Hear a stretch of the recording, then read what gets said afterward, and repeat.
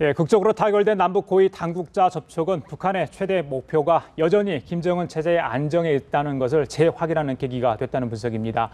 체제 불안에 시달리는 김정은이 추가 도발을 감행할 가능성도 배제할 수 없는데요. 당국자 회담을 앞둔 남북 관계, 김태준 한반도 안보문제연구소장, 남광규 거르대 아세안 문제연구소 교수 두 분 모시고 자세한 이야기 나눠보도록 하겠습니다. 어서 오십시오. 안녕하십니까? 네, 안녕하세요. 자, 이번 남북 접촉 이후에 여러 가지 이야기가 나옵니다. 저희 정부가 준비할 것도 굉장히 많고요. 북한의 반응을 보니까 회담 우리가 좀 이긴 것 같아요. 보니까. 근데 발목을 잃은 두 부사관들이 있잖아요. 사실 이 목함지뢰로부터 이번 사태가 좀 시작이 되지 않았습니까? 그런데 최근 근황을 보니까 여전히 웃는 모습을 보이면서 꿋꿋한 이런 모습을 보여. 그러니까 많은 국민들이 감명 받을 수밖에 없습니다. 소장님. 예. 네, 이번 사태를 보면서 예. 우리 젊은 그 하사 두 사람이 예. 그런 희생을 했지만은 자기 스스로 군에 남아서 예. 다른 역할을 하겠다는 예. 그 어떤 그 국가를 위하는 그런 애국 정신도 보였고 예. 또 이에 못지않게 젊은 전역을 앞둔 병사들 50여 명이 예. 전역을 미루면서까지 적극적으로 대응하겠다, 싸우겠다 예. 이런 것을 보면은 우리 전 국민이 이번 사태를 통해서 더 이상 북한에 휘둘리지 않고 예. 일치 단결해서 이런 도발의 악순환을 꺾겠다는 그런 강렬한 의지를 보여준 것이 대단히 의미가 있는 이런 현상이다 이렇게 예. 평가할 수 있습니다. 그래요. 당 교수님, 이번에 이제 승리를 한 걸로 저희들이 이제 봤을 때 여러 가지 원인이 있겠지만 남남 갈등 문제, 북한이 사실 이걸 노렸지 않았지 않습니까? 그런데 전혀 그런 잡음이 나지 않아서 한 목소리를 내고 특히 젊은이들 2030 세대들이 한 목소리를 내면서 전역까지 연기했는데 이런 현상 바람직하지 않겠습니까? 그렇죠. 뭐 이번 사실 이 위기 국면에서 저 승자는 남도 아니고 북도 아니고 우리 그 대한민국의 젊은 세대가 예. 또 젊은 장병이 승리의 주역이 아닌가 이렇게 생각되어집니다. 예. 먼저 이번 그 위기 국면에 시작이 되었던 북한의 아주 그 테러적인 지뢰 도발로 인해서 하반신이 상당히 그 참 부상을 입은 두 예. 개인의 그 결연한 의지와 정말 그 국가를 위한 애국심 이것이 결국은 우리 나머지 장병들에게도 엄청난 영향을 미쳐가지고 그 어떤 북한이 스스로 준전지상하라고 했는데 우리 젊은 군인들이 전역을 앞두고 스스로 전역을 미루면서까지 남은 장병들과 같이 하겠다. 심지어는 전역을 하고 그 강화도에서 가던 장병은 배를 취소하고 다시 들어가가지고 전역하고요. 또 취업을 앞둔 장병이 취업을 스스로 후로 미루고 다시 들어가는 이런 아주 감동적인 모습을 보여줬는데요. 또 우리 젊은 세대들이 이번 같은 경우는 절대 어떤 유언비어나 괴담에 흔들리지 않고 스스로 국방부 홈페이지에 전쟁이 나면 내가 그냥 자원하겠다, 동원 들어가겠다라고 하는 것이 아주 줄을 잇지 않았습니까? 이걸 봤을 때 이번에 우리 젊은이들이 같은 또래의 그 동료자 친구가 그 아주 테러적인 방법에 의해 가지고 하반신이 다치는 이걸 보고 도저히 참을 수 없는 그런 정의와 또 응징의 그런 자세가 결국은 이번에 진정한 승리, 우리 젊은 세대의 승리다, 젊은 장병의 승리다 이렇게 볼 수가 있겠습니다. 맞습니다. 든든하지 않습니까, 두 분? 네, 그렇습니다. 이 젊은이들이 이렇게 좀 생각이 달라진 이유 어디 있다고 보세요? 네, 지금 보면은 사실 천안 사태가 폭침이 난 다음에 우리는 그 결정적인 증거인 스모킹 건을 정말 운이 좋게 건져 올려가지고 그 외국 전문가들 포함해서 5개국에 가서 이렇게 확인해서 북한이 연합급 잠수정에서 발사한 그 의뢰로 이렇게 판명이 났지 않습니까? 그 사실을 가지고도 정부에서 발표를 했는데도 불구하고 이제 괴담이 난무했잖아요. 그리고 정치권에서도 정말 이 논란이 굉장히 많이 있었습니다. 그런데 북한이 연평도 포격을 함으로써 북한이 계속적인 도발을 이전에서 했지만 결정적인 계기가 되었다고 생각됩니다. 그러면서 이번에 북한의 목함지뢰를 보니까 우리 젊은 하사가 말이죠. 발목이 날아갔지 않습니까? 그걸 보니까 정말 어떤 이것이 터닝 포인트다. 그러므로서 이번에도 마찬가지 그 SNS 상에서 약간의 그 유언비는 괴담이 흘렀긴 흘렀습니다. 그러나 이것이 국가가 전반적으로 단합하고 단결할 수 있는 계기가 돼 있던 것은 젊은 병사들이 저렇게 희생을 나가면서 아까 우리 인터뷰했던 그런 병사들 50명 이상이 전역을 미루고 하겠다. 이것은 당연한 도리라고 했습니다. 그렇죠. 이스라엘이 전쟁이 나면 말이죠. 외국에 있는 젊은이도 이스라엘로 들어옵니다. 반면에 사우디의 아랍에 있는 젊은 사람들은 도망가기 바빠요. 이게 이제 국민적인 분위기가 형성되면은 이게 예. 시너지 효과를 나타나는 겁니다. 아. 그럼으로써 젊은 병사들이 이렇게 똘똘 뭉쳐서 북한과 싸우겠다는 그런 모습을 보여줬고 예, 예. 국민들도 이번에는 정치권에서 여야가 한 목소리를 냈습니다. 예, 예. 그런 힘을 바탕으로 박근혜 대통령이 정말 그 원칙을 가지고 예. 강경하게 예. 하고 그다음에 군에서도 마찬가지 그동안 보복을 공언했지만 이거 예. 못한 것에 대해서 다시는 예. 그 도발의 악순환을 끊겠다는 예. 강력한 예. 결연한 의지를 보여줌으로써 예. 북한이 이번에도 그냥 위협을 하면 넘어갈 줄 알았는데 강력하게 대응하다 보니까 예. 예. 북한이 상당히 그 당황하고 자기들이 스스로 먼저 대화 제스처를 쓰면서 이렇게 기가 꺾이는 모습을 그래요. 보고 앞으로 우리 대한민국의 미래가 예. 대단히 밝고 그다음에 북한이 이렇게 도발을 하더라도 절대 기죽지 않을 거라고 이렇게 생각이 됩니다. 알겠습니다. 아주 바람직한 현상이라고 생각합니다. 예, 자 본격적으로 이 고위급 접촉 협상 결과 좀 저희들이 좀 분석을 좀 해보도록 하겠습니다. 남 교수님, 그 6개 항 합의인데 첫 번째 항이 바로 당국자 회담 아니겠습니까? 이제 어느 수준에서 어떤 내용을 다룰지 이제 궁금한데 뭐 급이야 이제 나중에 뭐 형식상의 문제니까 절차를 논의를 하겠지만. 오이사 조치 문제 얘기 안 할 수 없습니다. 통일부에서는 아마 논의가 될 거다 이렇게 이야기했는데 당연히 가야 되겠죠. 지금 뭐 민간 교류 협력이나 이런 거 하려면 이게 큰 장애물 아니겠습니까? 예. 일단 공동 합의문 예, 예. 첫 번째 항에 앞으로 남북 간의 당국 사이에 여러 가지 현안에 대해서 이제 논하기도 이렇게 얘기를 했다라는 내용이 있기 때문에 예. 또 뭐 통일부에서는 이제 오이사를 얘기를 하고 말입니다. 아마 그런 관련해가지고 아마 조만간 이제 북측이 응해오면은 예. 논의가 될 가능성이 있습니다. 근데 우리가 좀 이해해야 될 부분들이 이번이 이제 공동 보도문 형식으로 나갔기 때문에 예. 정식 그 형식을 보게 되면 내용은 합의문이지만은 형식은 보도문이기 그렇죠. 때문에 뭐 어느 일방이 이걸 가지고 합의에 어떤 의미를 부여하지 않으면은 또 그 각자의 의미를 부여하고 또 각자의 행동으로 나올 수 있다는 것을 전제로 하고 예. 우리가 내용을 좀 분석을 해봐야 되겠는데요. 그래서 일단은 그 오이사 관련해 가지고는 일단은 뭐 만약에 북측이 응해 나오게 되면은 예. 남북 간에 논의는 되어질 수 있을 것 같습니다. 그러나 일단 오이사를 논의하려면은 그 오이사를 그 처리했던 북한의 그 천안함 폭침 사건 있지 않습니까? 예. 이 부분에 대해서 또 어떤 그 정리가 돼야지 또 북한이 책임 있는 예. 어떤 태도나 이것이 나와야만이 뭐 우리가 오이사 해제 여부를 가지고 예. 논할 수 있는 것이죠. 실제 사실은 소장도 네. 함장을 여기- 지휘를 해보셨잖아요. 네. 천안함 문제 이번에 하여튼 유감 표명을 했는데 이거 폭넓게 사과라고 간주했을 때 천안함 문제 폭침 사과를 해야 되는 거 아닙니까?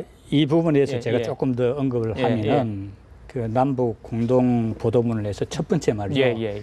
서울 또는 평양에서 남북 회담을 개최하고 그다음에 첫 번째 항이고 여섯 번째 항에는 또 보면은 예. 다양한 분야에서 민간 교류 활성화를 한다 예. 이렇습니다. 첫 번째 서울이나 평양에서 남북 그 회담을 한다는 것을 통해서 일단 남북에 예. 상당히 어떤 그 희망적인 낙관을 줄 수 있는 분위기를 띄워넣고 여섯 번째 항에다가 다양한 분야에서 민간 교류 활성화다. 이게 민간 교류 활성화가 예. 실제적으로 보면 오이사 조치 해제와 맞물려 있어요. 그렇죠. 그런데 여기 예. 들어가려면은 예.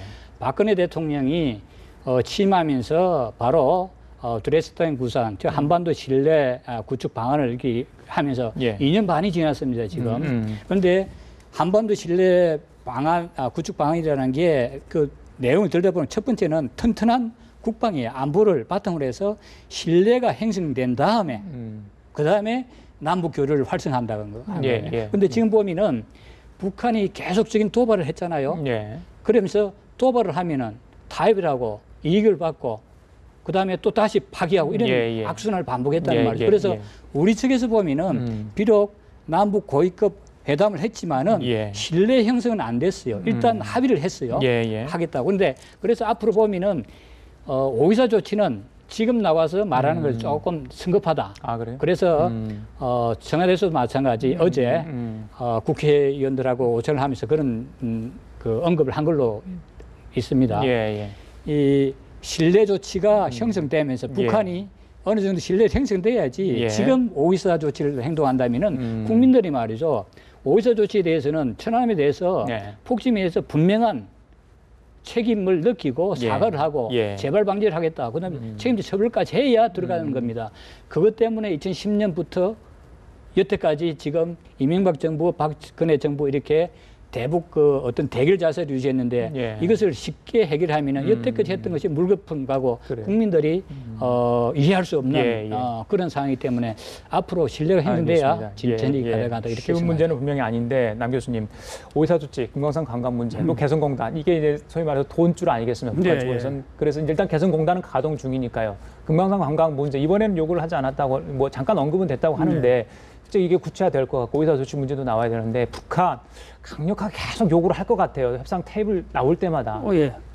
당연하죠. 이번에 그 합의문이 이제 6개지 나왔는데 이 첫 번째 내용이 바로 그런 내용을 담고 있기 때문에 아마 북측에서는 아마 그 이번에 그 사과나 재발 방지보다도 첫 번째 항 당국 간 회담을 해서 이제 전반적인 논의들 이 부분에 더 중점을 둔 것이 아닌가. 그렇다 그러면 앞으로 남북 간의 당국 간의 회담이 이루어지게 되면 북한이 그동안 요구해왔던 오이사 조치 해제, 금강산 관광 재개 이걸 당연히 이제 요구할 거로 이제 보여집니다. 그렇다 그러면 이제 결국은 이제 요구하게 되고 또 우리 측이 거기에 대해 가지고 어떤 그 북한의 선제적인 어떤 사과나 이걸 요구하게 되면은 어찌 보게 되면 이번에 합의한 내용이 전체적으로 그 내용을 담고 있지 않느냐.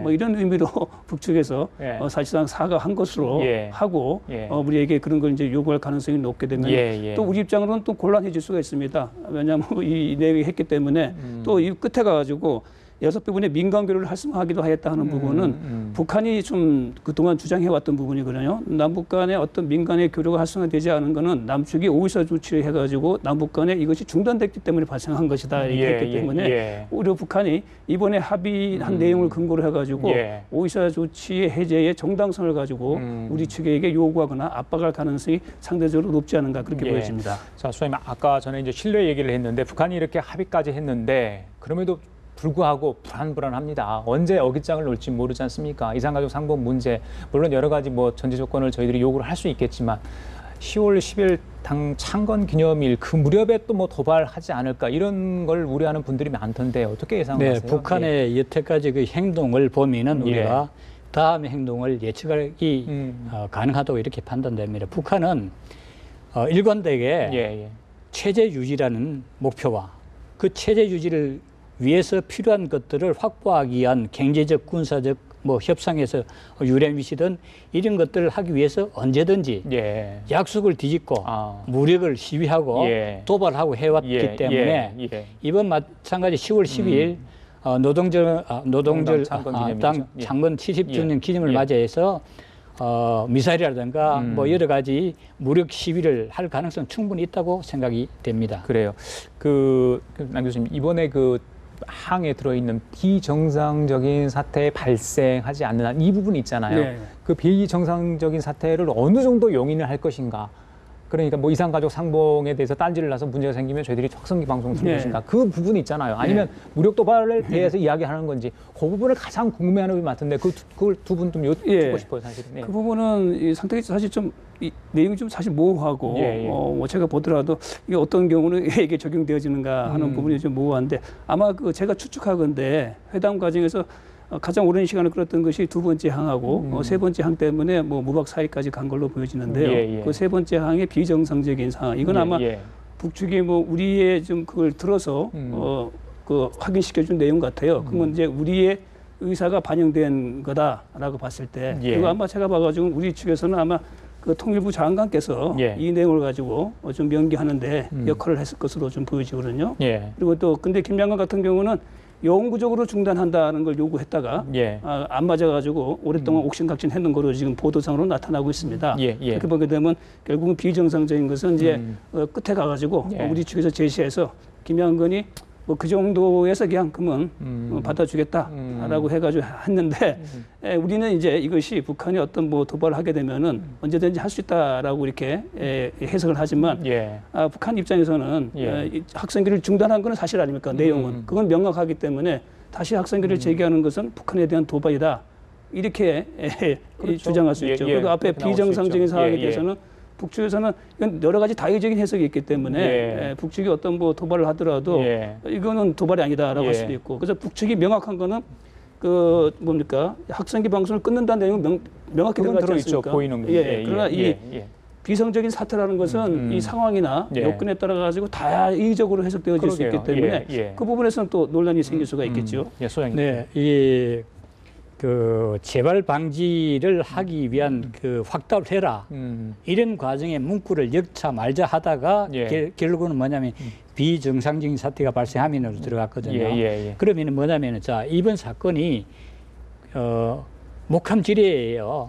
그다음에 다른 여러 가지 도발도 마찬가지. 그래서 여기에 실제 재발 방지하기 위한 방법으로 논의하다가 비정상적이기 때문에 이걸 도발로 한정해야 돼요. 근데 그 도발이 어느 도발이냐면 여태까지 군사적 도발로 이렇게 생각을 했는데 국방부 장관이 어떤 얘기를 했냐면은 도발은 사이버 테러까지 사이버 공격까지 포함한다. 그래서 군사적인 도발뿐만 아니라 사이버 도발까지를 일단 포함한 걸로 생각이 됩니다. 그런데 이제 군사 도발도 어느 정도까지 하느냐에 따라서는 그 의견이 탈릴 수 있지만 이번에 목함지뢰를 포함시켰기 때문에 문제가 됐기 때문에 적어도 목함지뢰에서 그 이상의 어떤 도발은 분명히 여기 재발에 해당되는 비상적인 상태이고 사이버 테러도 포함된다. 이렇게 해석하는 것이 무난할 것으로 생각이 됩니다.